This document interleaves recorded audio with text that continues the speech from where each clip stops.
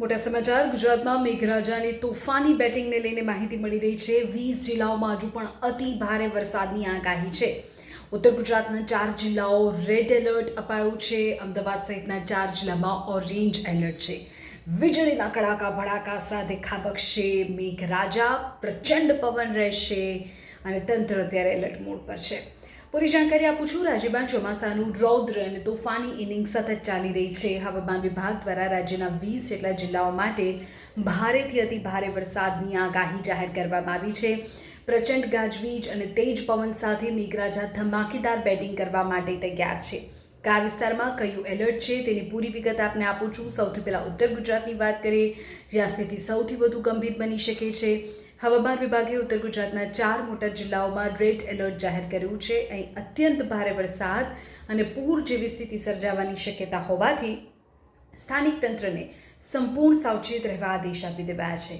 બીજી તરફ અમદાવાદ, બનાસકાંઠા, સુરેન્દ્રનગર, ખેડા આમ આ 4 જિલ્લાઓમાં ઓરેન્જ એલર્ટ છે।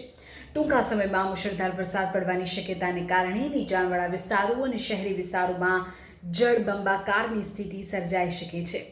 આ ઉપરાંત સૌરાષ્ટ્રના 4 જિલ્લાઓ અને મધ્ય ગુજરાતના 6 જિલ્લાઓમાં યલો એલર્ટ આપવામાં આવ્યું છે। ગાજવીજ સાથે મધ્યમથી ભારે વરસાદની સંભાવના વ્યક્ત થઈ છે।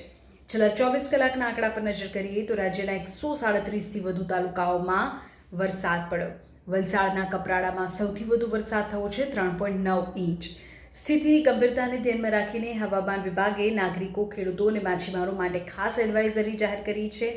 પહેલું, બિનજરૂરી મુસાફરી ટાળો, નદી, નાળા કે જળાશયો નજીક જવાનું તો બિલકુલ ટાળો। બીજું, વરસાદ દરમિયાન ગાજવીજ અને તેજ પવનની શક્યતા હોવાથી ખુલ્લા મેદાન કે ઝાડ નીચે ઊભા રહેવું જોખમી સાબિત થઈ શકે છે। ત્રીજું, નીચાણવાળા વિસ્તારમાં રહેતા લોકોને સુરક્ષિત સ્થળે રહેવા અને તંત્રની સૂચનાઓનું પાલન કરવા માટે અપીલ કરાઈ છે।